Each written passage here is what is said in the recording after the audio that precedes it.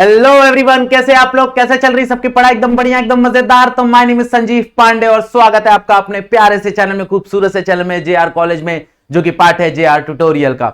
सो जैसा कि आपको पता है, we have started the topic that is the thermal properties of matter. हम लोग ने thermal properties of matter start किया था। उसके अंदर हम लोग ने बहुत सारे डिस्कशन कर लिए थे भाई। हम लोग ने टाइप्स ऑफ टेम्परेचर का जो भी स्केल था, जो भी तुम्हारा डिग्री सेल्सियस था, डिग्री फ़ारेनहाइट था, केल्विन था, एब्सोल्यूट टेम्परेचर क्यों बोलते हैं उसको, ओके। फिर तुम्हारे जितने भी लॉज थे, आइडियल गैस इक्वेशंस थे, वो हम लोग ने ऑलरेडी लेक्चर नंबर 1 में डिस्कस कर लिए हैं, ओके। आज हम लोग क्या बात करेंगे? आज हम लोग बात करेंगे थर्मल एक्सपांशंस के, ओके। हम लोग बात करेंगे linear expansion, surface expansion, which is also called as your areal expansion. इसको एरियल एक्सपांशन भी बोला जाता है।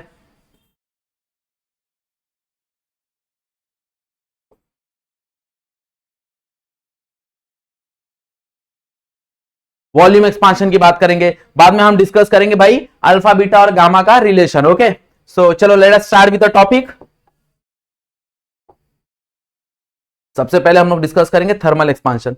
तो जनरली हमको पता है कि जब कभी भी हम लोग हीट एनर्जी देते हैं जनरली मेटल्स के साथ, तो क्या होता है भाई, वो एक्सपांड होते हैं, यस और नो, ओके। जनरली अगर हम देखने जाए तो जो सॉलिड्स होते हैं जनरली वो एक्सपांड होते हैं।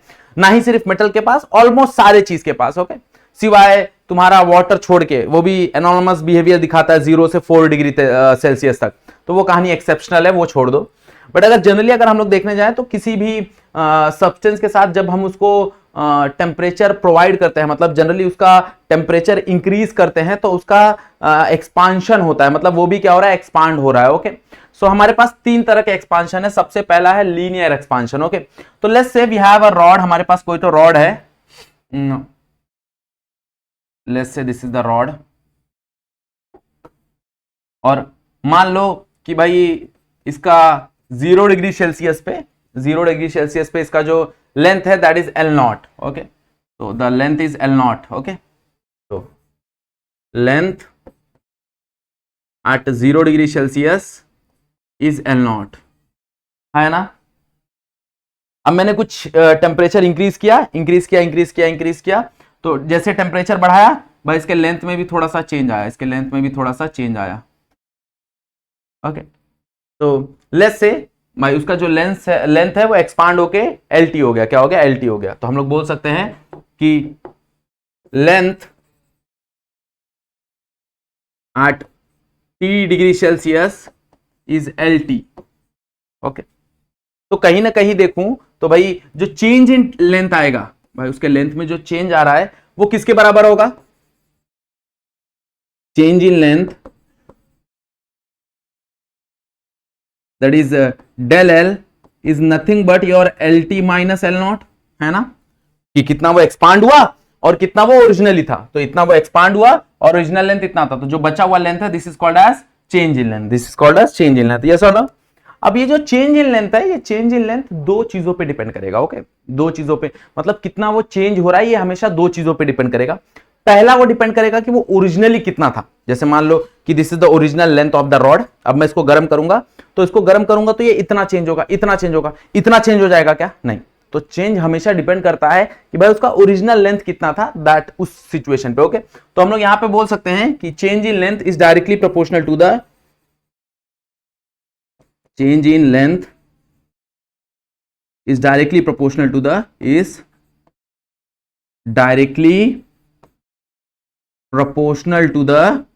change in length is directly proportional to the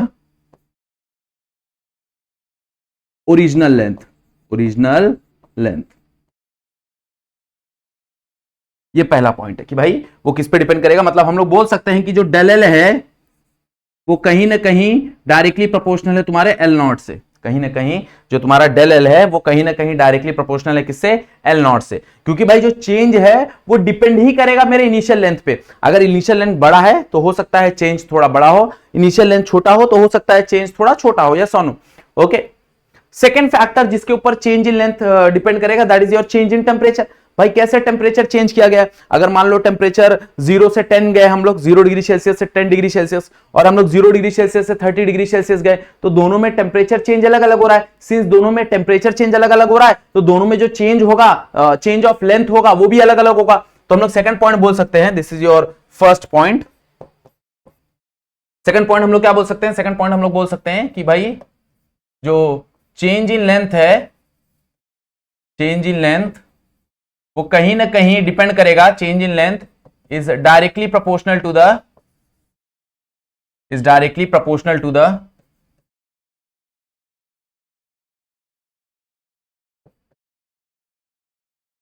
change in temperature.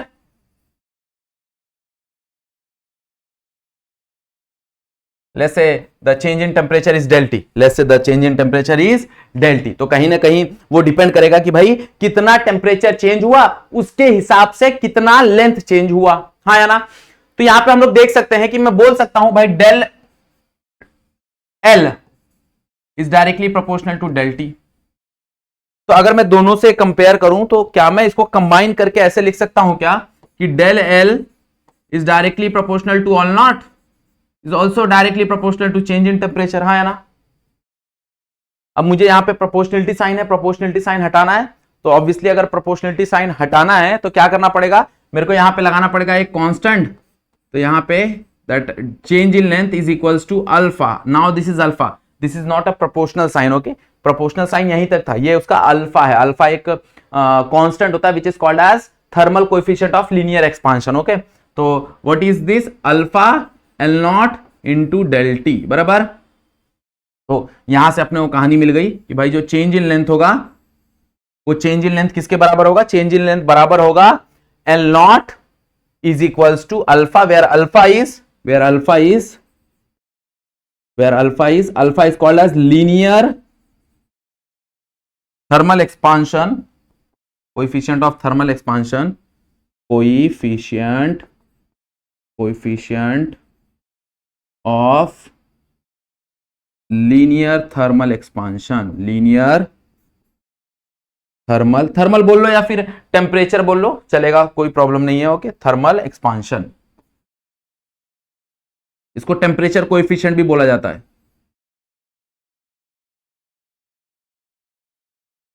इसको टेम्परेचर कोएफिशिएंट भी बोला जाता है, temperature coefficient of linear expansion, okay. Clear, समझा, कहानी समझ में आ गई एवरीवन। अब यहां पे देखो, यहां से अब अल्फा को थोड़ा सा ये करने की कोशिश करो भाई। अल्फा को अगर डिफाइन करने की कोशिश करेंगे तो अल्फा क्या डिफाइन होगा यहां से, तो देयरफॉर अल्फा विल बी, यहां से अल्फा बाकी सबको उधर लेके जाओ तो क्या मिलेगा, that is change in length divide by original length into change in temperature. तो यहां से अल्फा का डेफिनेशन भी आ जाएगा। हम लोग अल्फा कैसे डिफाइन कर सकते हैं, हम लोग अल्फा डिफाइन कर सकते हैं भाई, it is defined as change in length per unit original length per unit change in temperature, yes और नो। हम लोग इसको बोल सकते हैं कि भाई अल्फा क्या है, अल्फा है change in length per unit your original length per unit your change in temperature. तो अगर हम लोग देखने जाए तो लेंथ और लेंथ कैंसल, मतलब ये कहीं ना कहीं इसका जो यूनिट होगा वो सिर्फ डिग्री सेल्सियस होगा, पर डिग्री सेल्सियस, ओके। तो हम लोग बोल सकते हैं ऐसा यूनिट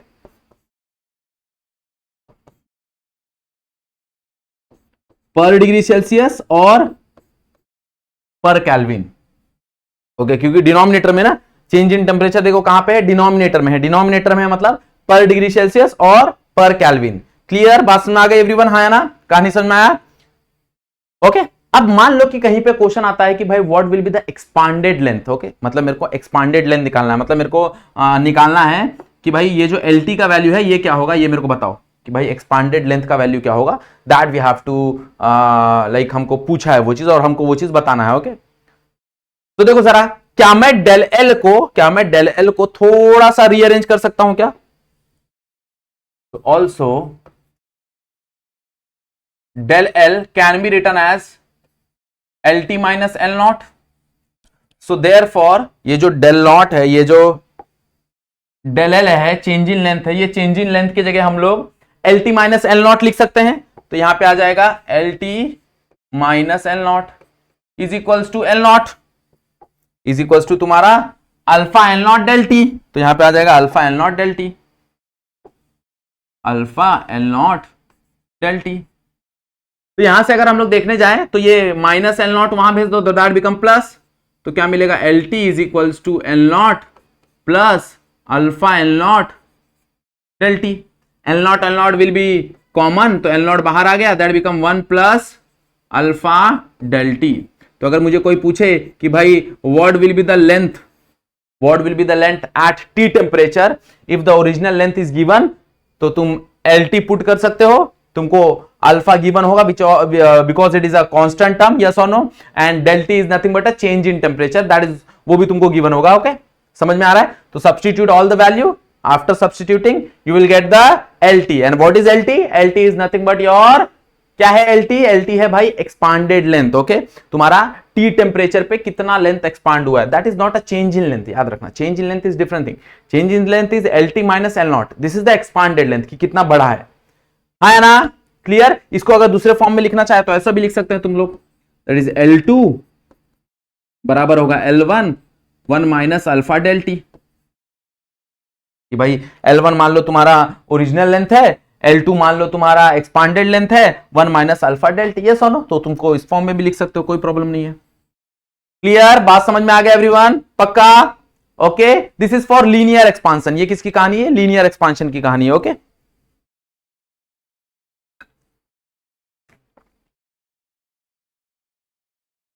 ऐसी मेरे पास सरफेस एक्सपांशन भी है, सेम डिक्टो, कुछ भी नहीं करना। यहां पे जो कहानी हम लोग ने कंसीडर किया ना लीनियर के लिए, वही सेम कहानी है, बस हमको क्या बात करना है? हमको बात करना है इन टर्म्स ऑफ एरिया। हमको क्या बात करना है? In terms of area. डिक्टो, each and everything is same. Okay, खाली बस लेंथ की जगह क्या आ जाएगा? एरिया आ जाएगा। ओके, सो चलो next is your surface expansion. तो what will be the surface expansion? अगर हम लोग देखने जाए तो सरफेस एक्सपांशन क्या होगा? तो surface expansion is also called as areal expansion, मैंने तुमको बताया, मतलब इन टर्म्स ऑफ एरिया की बात हो रही है ना, एक्सपांशन।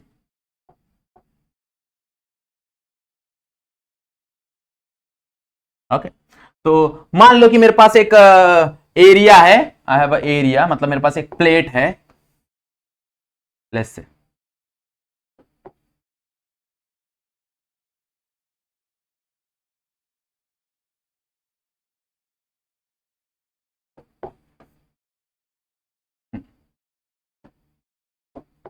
ओके, तो लेट्स से कि मेरे पास एक प्लेट है छोटा छोटा। अब मैंने क्या किया? उस प्लेट को एक्सपांड किया, मतलब हीट दिया। तो ये मेरा ओरिजिनल प्लेट है, उसको मैं चाहिए तो येलो कलर से बना देता हूं।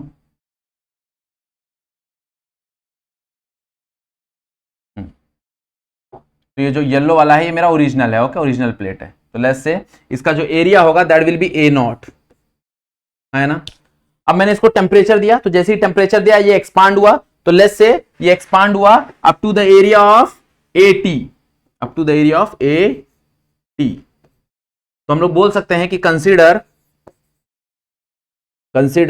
Okay at 0 degree Celsius, at 0 degree Celsius, generally जरूरी नहीं कि 0 डिग्री सेल्सियस हो, हम मानते हैं कि इनिशियली वो 0 डिग्री सेल्सियस हो। मान लो 30 से 40 जा रहा है, तो इनिशियली मेरा 30 हो जाएगा, फाइनल मेरा 40 हो जाएगा, यस और नो।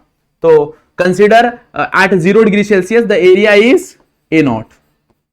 और मान लो हमने टेम्परेचर इंक्रीज किया, तो at T degree Celsius, at T degree Celsius भाई उसका जो टेम्परेचर होगा दैट विल बी AT, है ना। तो चेंज इन एरिया क्या हो जाएगा? सेम कहानी, सेम डिक्टो सेम। तो change in area will be, change in area that is your del A। तो डेल A किसके बराबर हो जाएगा? That is your AT minus your A naught, है ना। चेंज इन एरिया क्या हो जाएगा? मेरा AT जो एक्सपांडेड एरिया है माइनस जो मेरा इनिशियल एरिया था, है ना। ओके, तो यहां पे अगर हम लोग देखने जाए तो ये जो चेंज इन एरिया ये किन चीजों पे डिपेंड करेगा? तो अगेन वही सेम चीज भाई, इनिशियल एरिया पे डिपेंड करेगा और चेंज इन टेम्परेचर पे डिपेंड करेगा। तो यहां पे मैं बोल सकता हूं, पहला पॉइंट क्या बोल सकता हूं मैं, कि चेंज इन एरिया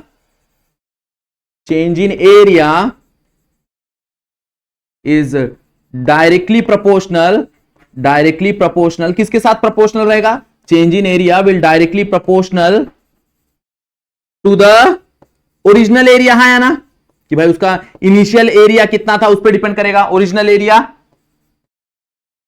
तो हम लोग बोल सकते हैं कि भाई जो डेल A है वो डायरेक्टली प्रोपोर्शनल करेगा A नॉट से, हाँ ना। जो डेल A है, जो चेंज इन एरिया है, वो चेंज इन एरिया दो चीज पर डिपेंड करेगा। जैसे मान लो कि अगर ये एक रिमोट है, अब ये रिमोट है, ये रिमोट को मैं गर्म करूंगा तो हो सकता है ज्यादा से ज्यादा ये जो रिमोट है वो यहां तक चौड़ा हो। ऐसा तो है नहीं कि ये रिमोट को गर्म करूंगा तो टीवी बन जाएगा। ओके, उतना तो एक्सपांड होगा नहीं। तो उसका जो एक्सपांशन है वो उसके इनिशियल एरिया पे डिपेंड करेगा। तो भाई तुम्हारा जो चेंज इन एरिया है वो डायरेक्टली प्रोपोर्शनल रहेगा तुम्हारे इनिशियल एरिया से, यस और नो। ये पहला पॉइंट हो गया। सेकंड पॉइंट हम लोग बोल सकते हैं, सेकंड पॉइंट क्या बोल सकते हैं हम लोग? सेकंड पॉइंट बोल सकते हैं कि भाई जो तुम्हारा चेंज इन एरिया है, change in area, change in area जो है वो किस पे डिपेंड करेगा? चेंज इन एरिया डिपेंड करेगा चेंज इन टेम्परेचर पे।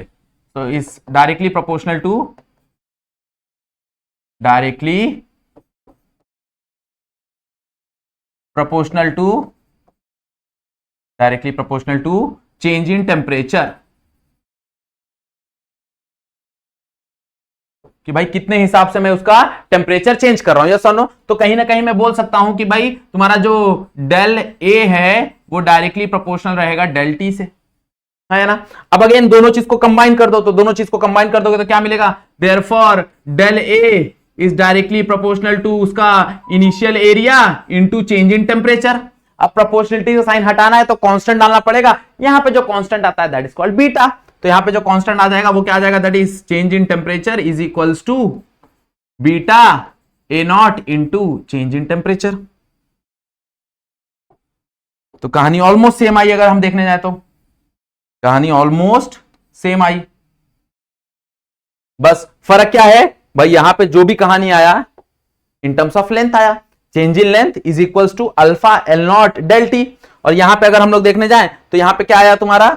Change in area. यहां पे जो कोएफिशिएंट है that is beta, that is called as same coefficient है, उसका कोई ऐसा नहीं कि कोई बहुत अलग कोएफिशिएंट है, सेम कोएफिशिएंट है। Since it is for area तो वहां पे हम लोग बीटा यूज करते हैं। Same for volume we will use for gamma, okay. तो beta A naught into change in temperature, where beta is called as, where beta is called as,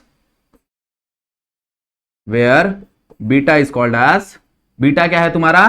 that is coefficient of, coefficient of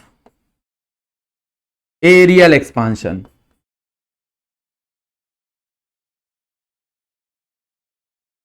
या फिर temperature coefficient of your area expansion, okay. तुम लोग वो temperature coefficient ही है, तो thermal coefficient बोलो या फिर टेम्परेचर कोएफिशिएंट बोलो। क्लियर बात समझ आ रहा है everyone?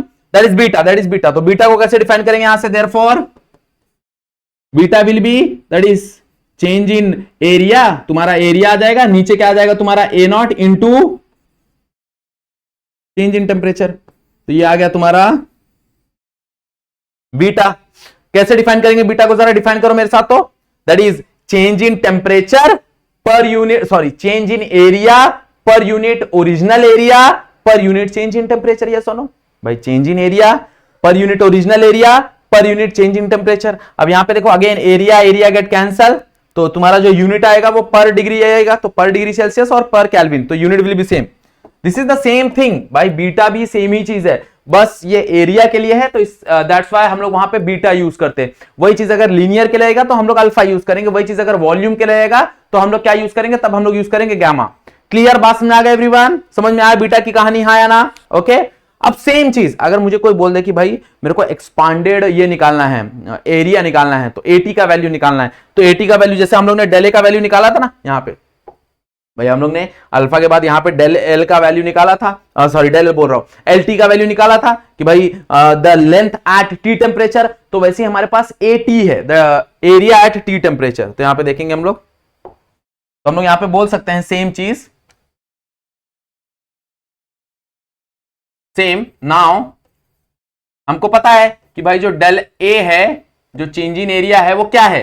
That is eighty expanded area minus your initial area.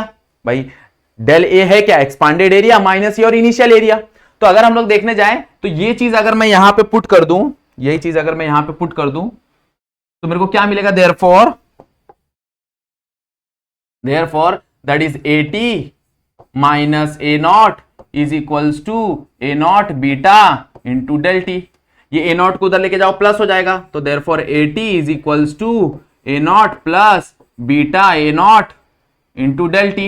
A naught बाहर आ जाएगा तो क्या मिलेगा? Therefore AT is equals to A naught in bracket 1 plus beta del T. हाँ या ना? सेम कहानी आया, देखो जरा, डिक्टो सेम कहानी आया, बस इन टर्म्स ऑफ एरिया आया। यहां पे अगर हम लोग देखने जाएं तो यहां पे इन टर्म्स ऑफ लेंथ फॉर्मूला था, यहां पे इन टर्म्स ऑफ एरिया फॉर्मूला आया, अल्फा के जगह बीटा आया, बाकी सारा चीज सेम है। अगर मैं इसको 1 और 2 के फॉर्म में लिखना चाहूं तो हम लोग ऐसे भी लिख सकते हैं, देयरफॉर, और इसको लिख दो A2 will be equals to A1. A1 will be the original value in bracket 1 plus beta change in temperature, हाँ या ना? तो इसको ऐसे भी लिखा जा सकता है। क्लियर बात समझ आ रही है? तो या फिर ऐसे लिख लो या फिर ऐसे लिख लो, हाँ या ना? तो अगर किसी ने पूछा कि भाई what will be the area at T temperature, तो this is the area at T temperature, area at T degree Celsius, या फिर change in temperature, area at del T. तो इतना टेम्परेचर चेंज होगा तो इतना एरिया आएगा उसका। क्लियर बात समझ आ गया एवरीवन, हाँ या ना? ओके चलो, अब वॉल्यूम की कहानी मैं चाहूंगा कि वॉल्यूम की कहानी तुमको खुद से आनी चाहिए। वॉल्यूम की कहानी तुमको खुद से समझ में आनी चाहिए कि भाई वॉल्यूम की कहानी कहां से मिलेगी तुमको। ओके चलो, वॉल्यूम की कहानी निकालेंगे हम लोग। तो फटाफट तुम लोग ही मेरे को बताओगे। ओके तुम लोग ही मेरे को बताओगे कि सर ऐसा ऐसा करना है। तो मान लो कि एक ओरिजिनल वॉल्यूम कंसीडर कर लेते हैं। तो this is your original volume, एक क्यूब कंसीडर कर लेते हैं। ओके तो एक क्यूब मान लेते हैं ऐसा कुछ, तो दिस इज द क्यूब, ये ओरिजिनल क्यूब है मतलब। तो यहां पे जो वॉल्यूम रहेगा वो क्या रहेगा, दैट इज वी नॉट, बराबर। अब ये क्यूब क्या हो गया, बढ़ गया। ये क्यूब क्या होगा, बढ़ गया, मतलब इसका जो लेंथ सारा वॉल्यूम है वो बढ़ गया। मान लो ये का बड़ा हुआ वॉल्यूम है, इसका बड़ा वाला वॉल्यूम, मतलब this is we T, this is we T, हाँ है ना? वॉल्यूम बढ़ गया इसका। तो वॉल्यूम बढ़ गया तो अगेन आई एम सेइंग, हम लोग क्या बोलेंगे कि भाई कंसीडर, हम लोग कंसीडर करेंगे क्या, that at 0 degree Celsius, at 0 degree Celsius the volume is, इसका वॉल्यूम क्या रहेगा, वी नॉट। तो हम लोग बोल सकते हैं same at T degree Celsius, भाई इसका जो वॉल्यूम आ जाएगा वो वी टी आ जाएगा। तो again same change in volume will be, अभी तुम लोग मेरे से पहले सॉल्व करोगे, change in volume, change in volume क्या ही होगा भाई, चेंज इन वॉल्यूम मतलब del V, and del V can be written as that is your VT the expanded volume minus your initial volume, हाँ या ना? बात समझा? वही सेम कहानी भाई, वहां पे एरिया की बात हो रही थी, यहां पे वॉल्यूम का बात होगा। तो हम लोग बोल सकते हैं कि भाई जो एक्सपांडेड वॉल्यूम है ये दो चीजों पे डिपेंड रहेगा। किस पे डिपेंड रहेगा, सबसे पहला डिपेंड रहेगा किस पे, सबसे पहला डिपेंड रहेगा ये किस पे, ओरिजिनल वॉल्यूम पे। तो हम लोग बोल सकते हैं कि भाई जो चेंज इन वॉल्यूम है, चेंज इन वॉल्यूम है वो किस चीज पे डिपेंड रहेगा, change in volume is directly proportional to the, change in volume is directly proportional to the original volume, original volume या फिर इनिशियल वॉल्यूम। तो कहीं ना कहीं जो डेल वी है वो डायरेक्टली प्रोपोर्शनल हो जाएगा वी नॉट से, कहीं ना कहीं जो डेल वी है वो डेल वी डायरेक्टली प्रोपोर्शनल हो जाएगा वी नॉट से, हाँ या ना? सेकंड पॉइंट में क्या बोल सकता हूं, सेकंड पॉइंट में बोल सकता हूं कि भाई, सेकंड पॉइंट क्या बोल सकता हूं, सेकंड पॉइंट में बोल सकता हूं कि मेरा जो चेंज इन वॉल्यूम है वो चेंज इन वॉल्यूम किस पे डायरेक्टली प्रोपोर्शनल रहेगा, तुम्हारे चेंज इन टेम्परेचर से। तो change in volume, change in volume is directly proportional to the, is directly proportional to the, change in volume is directly proportional to the change in temperature, हाँ या ना? change in temperature, समझा बात? Okay भाई, change in volume किस पे depend रहेगा, change in volume depend रहेगा चेंज इन टेम्परेचर से। सेम वहां पे अगर हम लोग देखने जाए तो वहां पे तुम्हारा चेंज इन एरिया किस पे डिपेंडेंट था, चेंज इन एरिया डिपेंडेंट था चेंज इन टेम्परेचर पे। यहां पे चेंज इन वॉल्यूम डिपेंडेंट रहेगा चेंज इन टेम्परेचर पे। तो यहां पे हम लोग बोल सकते हैं भाई जो डेल वी है वो डायरेक्टली प्रोपोर्शनल हो जाएगा डेल टी से, हाँ या ना? अब दोनों डेल वी को अगर मैं कंबाइन कर दूं तो मेरे को क्या मिलेगा भाई, जो डेल वी है वो डायरेक्टली प्रोपोर्शनल रहेगा V naught into del T से, that del v is directly proportional to v naught into del v। अब प्रोपोर्शनलिटी साइन हटाना है, प्रोपोर्शनलिटी साइन हटाना है, कांस्टेंट डालना है, तो यहां पे एक कांस्टेंट आएगा and that constant will be a gamma. Okay तो यहां पे आ जाएगा गामा तुम्हारा, थोड़ा उसको आर की तरह बना के ऊपर वाला डंडी थोड़ा सा ऊंचा कर देने का, और कुछ नहीं। ये तुम्हारा गामा है। ओके समझा, कहानी समझ में आ गई एवरीवन? ये तुम्हारा चेंज इन वॉल्यूम है। ओके अगर कोई गामा डिफाइन करने बोले, वेयर हम लोग बोल सकते हैं वेयर गामा इज, क्या है गामा तुम्हारा, दैट इज थर्मल कोएफिशिएंट या फिर टेम्परेचर कोएफिशिएंट। टेम्परेचर कोएफिशिएंट लिखो, टेम्परेचर कोएफिशिएंट ज्यादा वर्ड यूज होता है। Temperature coefficient, temperature coefficient, temperature coefficient किसके लिए, of volume expansion. Volume expansion. Clear? Temperature coefficient of volume expansion. Clear? बात में आ गई? तो यहां से अगर गामा को डिफाइन करना है तो गामा क्या डिफाइन हो जाएगा? Gamma can be defined as, that is, ये नीचे आ जाएगा, that is change in volume per unit original volume per unit change in temperature. हाँ या ना? तो हम लोग बोल सकते हैं कि भाई गामा क्या हो जाएगा? गामा हो जाएगा change in volume per unit original volume per unit change in temperature. हाँ या ना? जैसे हम लोग ने बीटा को डिफाइन किया था वैसे ही हम लोग ने अल्फा को डिफाइन किया, वैसे ही हम लोग ने गामा को डिफाइन किया। Everything is same. तो अगर मेरे को कोई बोलना चाहे what will be the expanded volume, तो एक्सपांडेड वॉल्यूम का विल बी फॉर्मूला क्या हो जाएगा? देखो जरा, एक्सपांडेड वॉल्यूम का फॉर्मूला हम लोग बोल सकते हैं, देयरफॉर नाउ हमको पता है भाई चेंज इन वॉल्यूम किसके बराबर है? चेंज इन वॉल्यूम बराबर है VT minus V naught. Okay, also मेरे को पता है ये जो वैल्यू है वो यहां पे सब्स्टिट्यूट कर सकता हूं कि नहीं? डेल वी की जगह पुट कर सकता हूं। तो जैसे डेल वी की जगह पुट करूंगा क्या मिलेगा? Therefore VT minus V naught is equals to V naught in bracket, sorry V naught gamma del T. अब ये माइनस वी नॉट उधर जाएगा तो क्या हो जाएगा? Therefore VT is equals to V naught plus gamma V naught del T. हाँ या ना? वी नॉट कॉमन, क्या मिलेगा? 1 प्लस गैमा डेल टी। ये आ गया मेरा वीटी का फॉर्मूला, मतलब volume at change in temperature del T. जैसे ही मैंने टेम्परेचर डेल टी चेंज किया, मेरा जो यहां पे वॉल्यूम आ जाएगा वो क्या आ जाएगा? वीटी आ जाएगा। यस और नो? अगर इसको 1 और 2 के फॉर्म में लिखना रहे तो ऐसे भी लिख सकते हैं, दैट इज V2 बराबर हो जाएगा V1, V1 will be the initial volume 1 plus gamma del T. है ना? बराबर? क्लियर? बात में आ गया एवरीवन? पक्का? ओके भाई, सेम चीज हम लोग ने, मैं बता रहा हूं ना, अगर तुमने एक अच्छे से पढ़ लिया, मतलब अगर तुमने लेंथ अच्छे से पढ़ लिया तो जाहिर सी बात है तुमको एरिया और वॉल्यूम दोनों के दोनों अपने आप समझ में आ जाएंगे। ओके, खाली ध्यान देना है अल्फा बीटा गामा का, जो कि अब हम रिलेट करेंगे तीनों को। हम देखेंगे relation between alpha beta and gamma, कि भाई क्या रिलेशन होता है अल्फा बीटा और गामा में। ओके, तो जनरली अगर हम देखने जाएं तो मान लो कि एक प्लेट है, ओके, स्क्वायर प्लेट है जिसका लेंथ है एल नॉट। ओके, तो consider square plate, consider square plate, okay, जिसका इनिशियल लेंथ है ऑफ, इनिशियल लेंथ कितना है उसका? L not. ओके, तो एक स्क्वायर प्लेट हम लोग ने कंसीडर किया है जिसका इनिशियल लेंथ कितना है? L not. Since it is a square, अगर ये स्क्वायर है तो भाई एल नॉट रहेगा। हाँ या ना? अगर ये स्क्वायर है तो क्या रहेगा? एल नॉट रहेगा। तो हम लोग क्या बोल सकते हैं कि इनिशियल एरिया, क्या हम लोग बोल सकते हैं कि initial area will be A naught and which is equals to the L naught का स्क्वायर। भाई इनिशियल एरिया क्या रहेगा? Initial area will be L naught. हाँ या ना?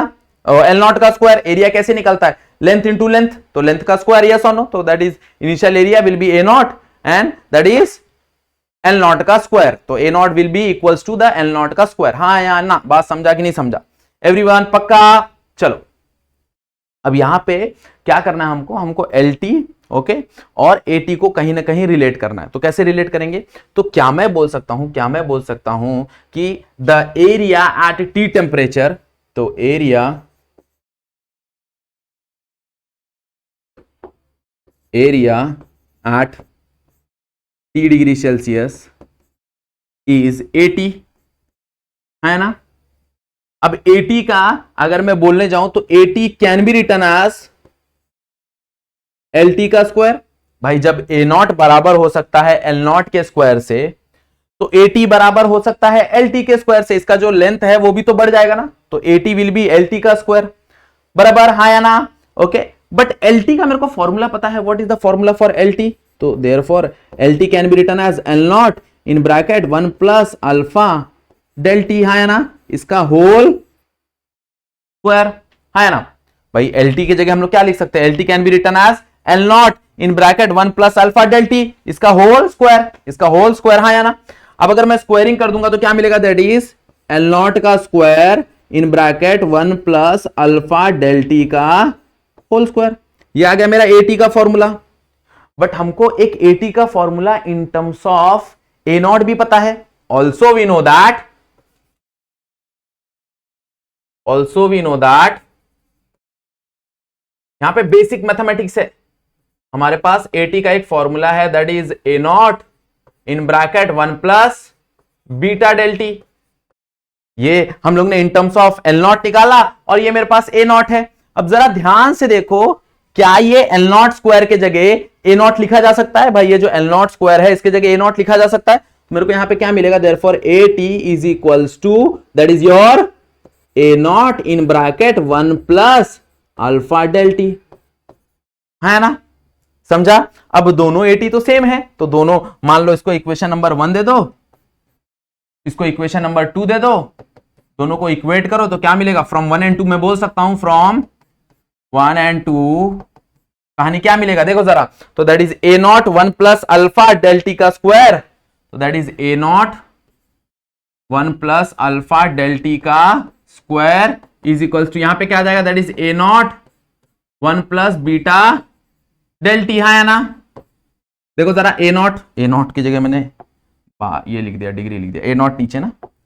अब अगर हम ध्यान दें तो क्या मैं बोल सकता हूं, A नॉट उड़ जाएगा दोनों साइड से, यहां पे देखो स्क्वायरिंग करो तो 1 का square 1 plus 2 alpha del T, है ना, plus alpha square del T का square, A square plus 2AB plus B square is equals to 1 plus beta del T, बराबर। यहां पे तो स्क्वायर है नहीं तो फॉर्मूला लगाने की जरूरत नहीं है।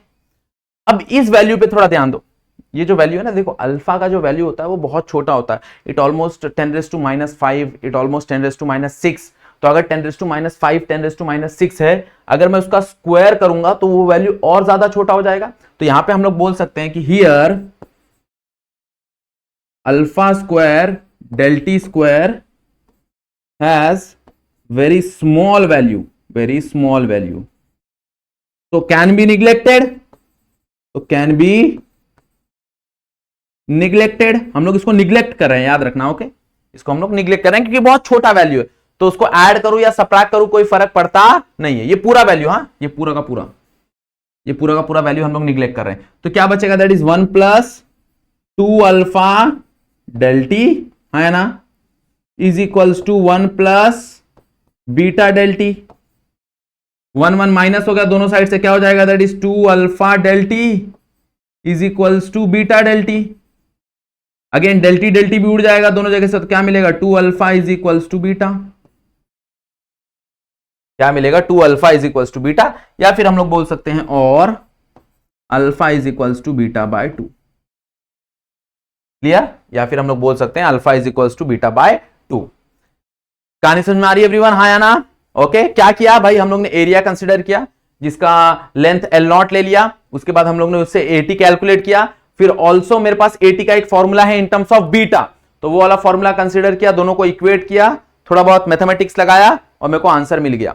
अब यहां पे देखो, समझने के लिए हम लोग ऐसे बोल सकते हैं कि अब भाई अल्फा है, अल्फा बोले तो लेंथ का डिनोमिनेटर होना चाहिए 1, बीटा बोले तो तुम्हारा एरिया, तो एरिया बोले तो स्क्वायर, तो उसका डिनोमिनेटर होना चाहिए 2। वैसे हमारे पास गामा भी आ जाएगा, गामा क्या है, वॉल्यूम, तो वॉल्यूम बोले तो डिनोमिनेटर डिवाइड बाय 3। तो अगर हम लोग तीनों रिलेट करना चाहें तो तीनों हम लोग रिलेट कर सकते हैं इस फॉर्मूले से, दैट इज